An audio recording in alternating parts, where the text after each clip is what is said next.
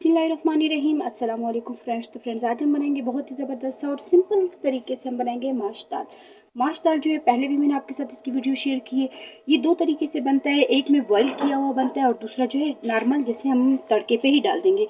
तो आज जो हम बना रहे हैं, मैंने पहले जो बनाया था आपके साथ शेयर की थी वो था हमने बॉईल करके जो है दाल उसके बाद उसको यूज़ किया था, और आज जो मैं बना रही हूँ वो सिर्फ मसाला बना के हमने इसको डायरेक्ट तड़के पे डाल देना है। तो उसके लिए सबसे पहले माश डाल लेना है और इसको मैंने 2 से 3 घंटे के लिए जो है भिगो के भी रखा था पानी में, ये भीगे हुए। लहसुन अदरक का पेस्ट चाहिए, बड़ा 1 चम्मच ले लिया मैंने।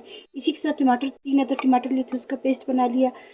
2 जो प्याज लिए थे उसको मैंने रफली बिल्कुल यानी कि बस मुनासिब हिसाब से काट लिए, जिससे कि थोड़े से छोटे हो, बहुत ज़्यादा बड़े नहीं। नमक चाहिए 1 चम्मच का, चम्मच के करीब। लाल मिर्चों का पाउडर मैंने लिया 1 चम्मच। लाल कुटी हुई मिर्ची जो वो भी मैंने एक बड़ा चम्मच लिया है। हल्दी पाउडर आधा चम्मच लिया और उसी के साथ मैंने लिया है थोड़ा सा जीरा। तो फ्रेंड्स, हम जो माश दाल बना रहे हैं उसकी जो है हमें बॉईल करने की तो वैसे भी ज़रूरत नहीं, क्योंकि हमने इसे डायरेक्ट तड़के पे डालना है। तो इसे हम साइड पे रख देते हैं और सबसे पहले जो है हम ले लेते हैं ऑयल, ताकि जो है हम इसका मसाला अच्छे से बना लें। तो 1 कप के करीब मैं ले लेती हूँ ऑयल। तो फ्रेंड्स, 1 कप जो मैंने ऑयल ले लिया था उसे गर्म होने के लिए रख दिया है। इसमें मैं शामिल करूँगी ज़ीरा और इसी के साथ मैं डाल देती हूँ प्याज भी इसके अंदर।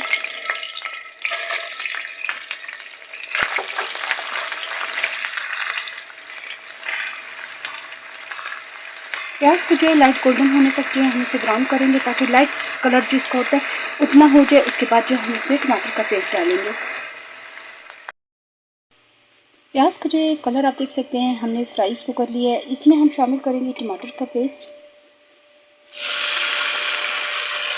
इसी के साथ हम शामिल करते हैं थोड़ा सा पानी, ताकि प्याज जो और ज़्यादा फ्राई ना हो। थोड़ा सा मैंने पानी शामिल किया। अगर हम पानी नहीं शामिल करेंगे तो प्याज जो और ज़्यादा डार्क हो जाएगा और बहुत ज़्यादा डार्क कलर आएगा। तो अब जो है बस इतना ही काफ़ी था। इसमें हम डाल देंगे लहसुन अदरक का पेस्ट। 1 बड़ा चम्मच लिया था, क्योंकि दाल में जो टेस्ट इसका अच्छा आता है। तो 1 बड़ा चम्मच जो मैंने ले लिया लहसुन अदरक का पेस्ट। इसी के साथ हम शामिल करेंगे सारे मसाले जो हमने लिए थे, नमक, लाल मिर्चों का पाउडर, लाल कुटी हुई मिर्ची और हल्दी पाउडर। इन सब चीज़ों को हम शामिल कर लेते हैं और इसको हम अच्छे से भून लेते हैं।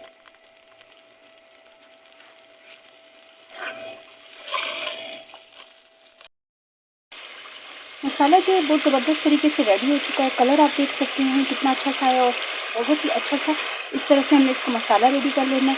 मसाला जो है वो रेडी हो चुका है। और एक चीज़ का ध्यान रखना है कि हमेशा जब भी हम सालन वगैरह बनाते हैं तो उसमें जो भी ऑयल होता है दाल में स्पेशली, तो वो सारा खुश्क हो जाता है और फिर सालन में हमें बिल्कुल भी दाल नज़र नहीं आता।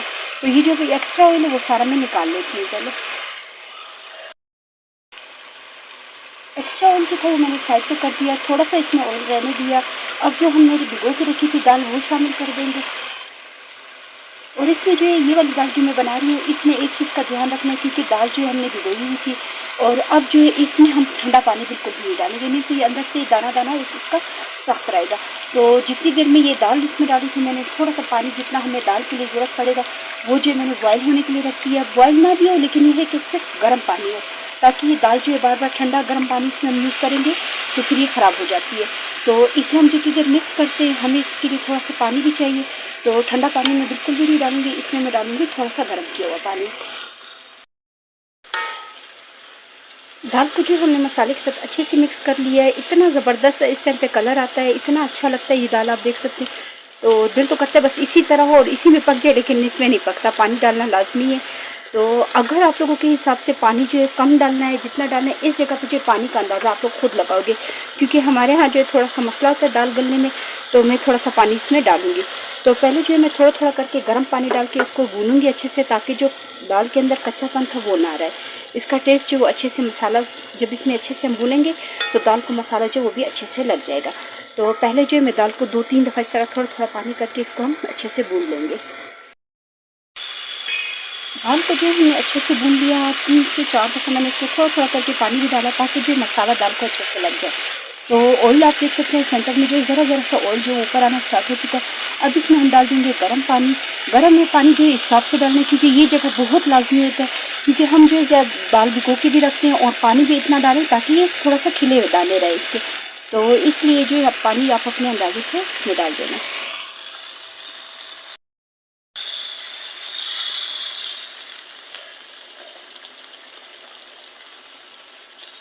फिलहाल से मैं 1 कप के करीब पानी डाल रही हूँ, क्योंकि मुझे अंदाज़ा है कि 1 कप के अंदर जो ये इंशाल्लाह 1-2 बॉयल होने के बाद मैं इसको बिल्कुल हल्की आंच पे रखूँगी, तो इंशाल्लाह ये गल जाएगी दाल। तो बाकी आप देख लेना कि जिस हिसाब से लगे। इसी में मैं डाल देती हूँ हम लोगों ने सब्ज़ मिर्चें जो ली थी बारीक, उसे भी मैंने इस तरह से लंबाई में काट लिए थे, और उसे हम डाल देते हैं।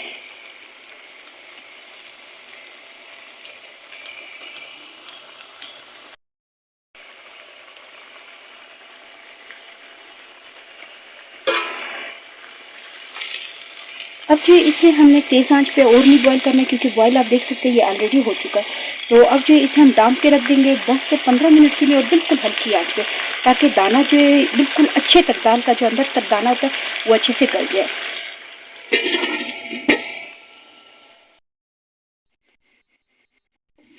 दाल जो हमने दम पे रखा था थोड़ा सा पानी डाल के, ताकि उसी हिसाब से हमने पानी डाला जिसके दाल जो वो अच्छे से गल जाए, बहुत ज़्यादा नरम ना हो। आप देख सकते हैं पानी जो वो खुश्क हो गया, और दाल जो कितने ज़बरदस्त तरीके से अभी भी दाना दाना है। यानी कि इस तरह से माश की सफ़ेद दाल होती है, इससे हमेशा इस तरह से खिले हुए दाने जो इसके होते हैं उसी तरह अच्छा लगता है। बहुत ज़्यादा नरम जो वो अच्छे भी नहीं लगते।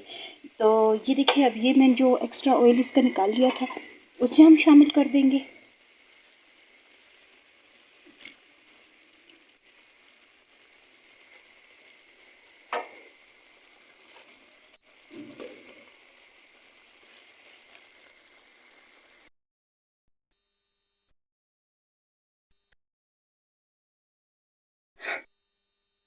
कलर आप देख सकते हैं कितना ज़बरदस्त सा कलर आया है। मसाले थोड़े से तेज़ रख लें, दालों में जो है वो अच्छा लगता है मसाले, तो थोड़ी सी मिर्ची वगैरह तेज़ रखो, और इतना इसका ज़बरदस्त सा एक टेस्ट आता है।